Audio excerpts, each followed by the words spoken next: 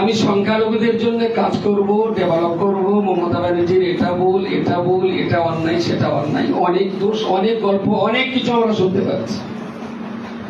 কিন্তু যাদের চোখে মমতা ব্যানার্জির চাইতে অমিত শাহ ভালো, যাদের চোখে মমতা ব্যানার্জির চাইতে আমাদের প্রধানমন্ত্রী ভালো, আপনি বলবেন আর বাংলায় কি কোনো ভদ্র মুসলমান লোক যেতে পারে? আর বাংলায় এটা তো অনেকেরই জানা আছে। এখানে কারা যায়, কারা এখানে ওঠা বসা করে, এগুলো তো বুঝতে হবে আমাদের। আমি খুব ভালো করেই বলছি আপনাদেরকে। দাদা বলছিলেন, আয়ও বলছিলেন বিজেপি সম্পর্কে ভয়ঙ্কর দল, ভয়ঙ্কর শত্রু, এটা আমরা সবাই জানি। আসলে তারা তো ব্রিটিশদের দালাল ছিল, আজও তারা সেই দালালিটাই করে যাচ্ছে। আমরা না বলে কালো পিঁপড়েটা যদি জামায় থাকে, নির্বাচন কিন্তু আপনার জন্য হারাম করে দিতে পারে যদি কানে যায়। সুতরাং শত্রুকে কখনো ছোট জ্ঞান করতে নেই, প্রতিপক্ষকে কখনোই ছোট জ্ঞান করতে নেই। লড়াইয়ের ময়দানে সবাই লড়াই করবে, তারাও করবে, আমরাও করব।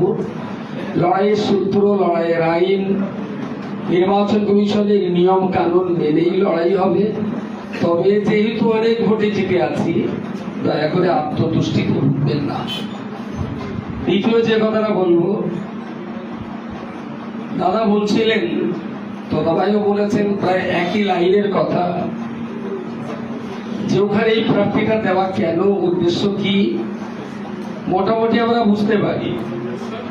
প্রসঙ্গ যে জায়গাটায়, সেটা হলো আমি সংখ্যালঘুদের জন্য কাজ করব, ডেভেলপ করব। মমতা ব্যানার্জির এটা ভুল, এটা ভুল, এটা অন্যায়, সেটা অন্যায়, অনেক দোষ, অনেক গল্প, অনেক কিছু আমরা শুনতে পাচ্ছি। কিন্তু যাদের চোখে মমতা ব্যানার্জির চাইতে অমিত শাহ ভালো, যাদের চোখে মমতা ব্যানার্জির চাইতে আমাদের প্রধানমন্ত্রী ভালো, আপনি বলবেন আর বাংলায় কি কোনো ভদ্র মুসলমান লোক যেতে পারে? আর বাংলায় এটা তো অনেকেরই জানা আছে। এখানে কারা যায়, কারা এখানে ওঠা বসা করে, এগুলো তো বুঝতে হবে আমাদের। আমি খুব ভালো করেই বলছি আপনাদেরকে। দাদা বলছিলেন, আয়ও বলছিলেন বিজেপি সম্পর্কে ভয়ঙ্কর দল, ভয়ঙ্কর শত্রু, এটা আমরা সবাই জানি। আসলে তারা তো ব্রিটিশদের দালাল ছিল, আজও তারা সেই দালালিটাই করে যাচ্ছে। কারণ বিহারে 1 একর জমি 1 টাকা দাম, এই মূল্যে বিভিন্ন কোম্পানির কাছে লিজ দেওয়া হচ্ছে। 1 একর জমি 1 টাকা দাম। রাষ্ট্রের সম্পদগুলোকে এইভাবেই ধ্বংস করবার কঠিন ষড়যন্ত্রে তারা ব্যস্ত। আজকে গ্যাসের দাম বৃদ্ধির জন্য দায়ীটা কার? মমতা ব্যানার্জিকে দেবে। আজকে ভোটার লিস্ট থেকে নাম আন্ডার অ্যাডজুডিকেশন হচ্ছে, কখনো কখনো ডিলিট হচ্ছে, মানুষ বেঁচে আছে, ভোটার লিস্ট বলছে মরা। এর জন্য আপনি দোষটা কারে দেবেন? এই জন্য এই দেশের মাটিতে, এই বাংলার মাটিতে শান্তি, সম্প্রীতি, সৌহার্দ্যের জন্য, সৌহার্দ্যের সঙ্গে বেঁচে থাকতে গেলে আমার মনে হয়েছে রাজনৈতিক দল অনেক আছে, অনেক আছে, কিন্তু সেই সমস্ত রাজনৈতিক দলগুলোকে দিয়ে কেউটে সাপটাকে ঝাড়ানো যাবে না। তাই যাকে দিয়ে কেউটে সাপটাকে ঝাড়ানো যায়, আমি আমার বুদ্ধিমতো সেই রকম একটা দলকে খুব ক্লিয়ার কাট কথা বলছি। রাজনীতিতে আমার কিছু পাওয়ারও নেই, হারাবারও কিছু নেই। আর মানুষ আমাকে জানে, ভিক্ষা করে করে আয়লা ত্রাণ রিলিফের কাজ আর 49 দিন লঙ্গর খানা চালাবার অভিজ্ঞতা আমার আছে। আমি জানি আমার পকেটের টাকা না থাকলেও মানুষ আমার ঠোঁটটাকে বিশ্বাস করে, হাতটাকে বিশ্বাস করে, চাইলে পয়সা দেয়, সেই পয়সা নিয়ে আমি রিলিফের কাজ, এই সমস্ত কাজ কামগুলো করিয়েছি। সুতরাং রাজনীতিতে আমার পাওয়ারও কিছু নেই, হারাবারও কিছু নেই। যদি বিজেপি RSS এর করার গ্রাস থেকে মুক্ত করে যদি পশ্চিমবাংলা, ভারতবর্ষ, এদেশের হিন্দু, মুসলমান, শিখ, ইসাই সবাই যদি আপন আপন ঐতিহ্য আর মর্যাদা নিয়ে বেঁচে থাকতে পারে, আর তার জন্য যদি আমার 1 ফোঁটা রক্ত দিতে পারি, এই জন্য আমার রাজনীতি আর করে দিতে। পলিটিক্স আমার কি দিতে পারি, কি প্রমাণ আছে রাজনীতির কাছে আমার? কেন আমি আজকে রাজনীতি এলাম? শুধু এই দেশের প্রতি যাতে আমার গাদ্দার হতে না, তাই আমার রাজনীতিতে আসা। দেশের প্রতি আমার যে দায়িত্ব রয়েছে, বাংলার প্রতি আমার যে দায়বদ্ধতা আছে, সেই দায়বদ্ধতা স্বীকার করার জন্য, দায়বদ্ধতা মাথায় নিয়ে আমার এই জায়গাটায় আসা। শেষ করে বলছি, কেউটে সবকে মারার জন্য কেউ কি বালিশ দিয়ে মারে? হ্যাঁ, কেউটে সবকে মারার জন্য কেউ কি এরকম ফুলের তোড়া দিয়ে মারে বলে মনে হয়? আমরা দেখছি যারা মুসলিমদের দরদি সেজে বিশাল দামি দামি কথা বলছেন, তারা দেশের এই বিষাক্ত আরএসএস কেউটে সবকে কাপড় দিয়ে, বালিশ দিয়ে এটা প্রতিবাদ করছেন না করছেন, তা মনে হচ্ছে ফুল দিয়ে সাপ মারা হচ্ছে। মমতা ব্যানার্জির বিরুদ্ধে যখন কথা বলা হচ্ছে, তখন মনে হচ্ছে বিরাট সর্বনাশ একটা কেউটে সাপ, একে মেরে তারপরে আমাকে মাথা খেতে রাখবে।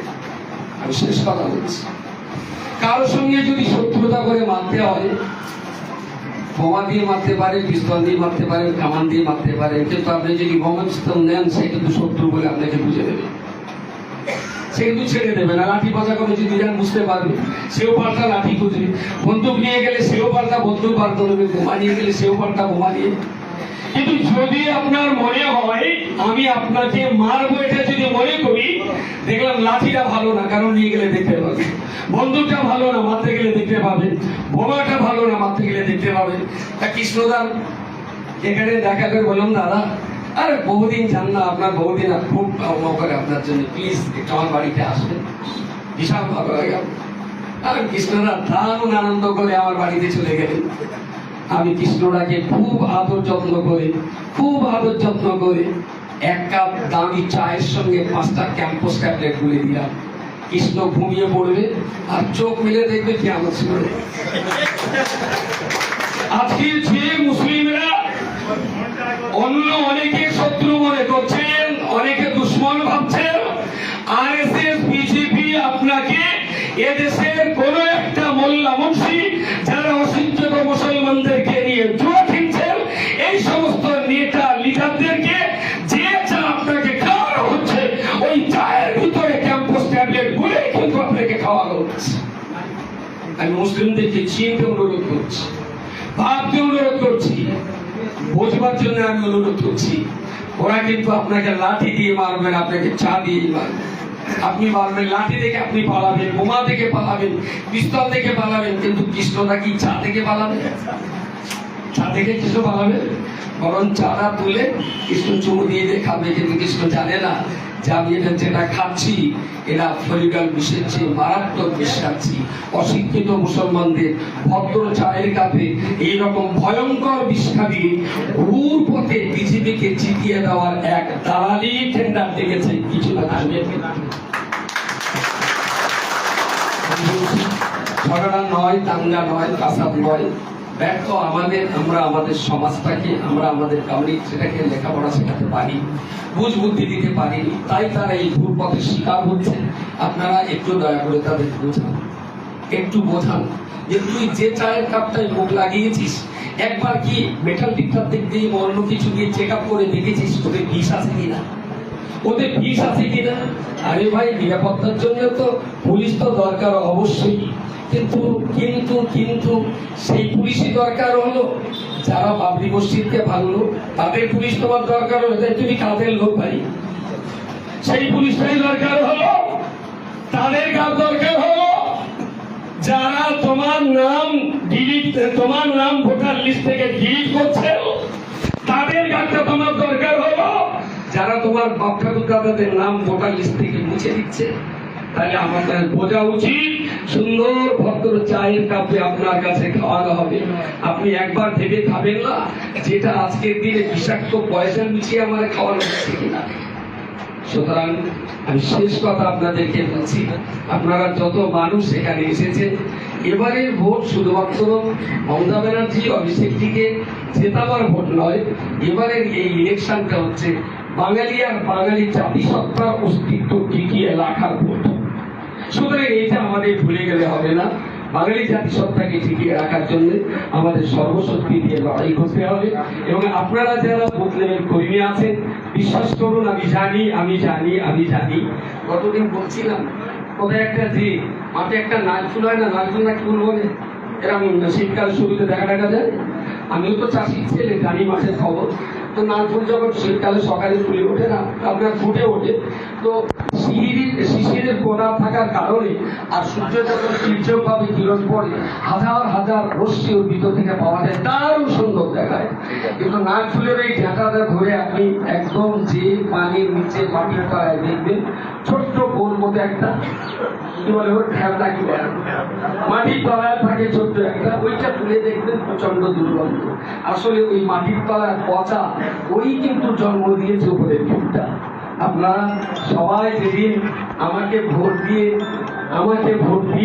অ্যাসেম্বলিতে পাঠাবেন, আমাকে মনে রাখতে হবে অ্যাসেম্বলিতে যদি আব্দুল মাতিনের নাম ফুল ফোটে, তাহলে এখানকার বুথ লেভেল কর্মীরা মাটির নিচে কাদার তলায় নিজের অস্তিত্ব দিকে দিয়ে খেয়ে না খেয়ে রাতে দিয়ে মেহনত পরিশ্রম করেছিল বলেই আজকে অ্যাসেম্বলিতে এই ফুলটা ফুটেছে। সুতরাং আপনাদের সবাইকে মনে রাখতে হবে, যারা এই অস্তিত্ব বিকিয়ে দিয়ে একটা নাচ ফুলের জন্ম দেয়, তাদের সঙ্গে যদি বিশ্বাসঘাতকতা করা হয়, এর থেকে বড় বিশ্বাসঘাতকতা আর হতে পারে না। আমাকে চেনেন, জানেন, বোঝেন। সবাইকে বলছি শান্তি সম্প্রীতি সৌহার্দ্যের সঙ্গে ভোটটা করবেন, যাতে আমরা ঠিকঠাক মতো করে আগ্রাসন শক্তিটাকে ঠেকিয়ে বাংলার ঐতিহ্যকে রক্ষা করতে পারি।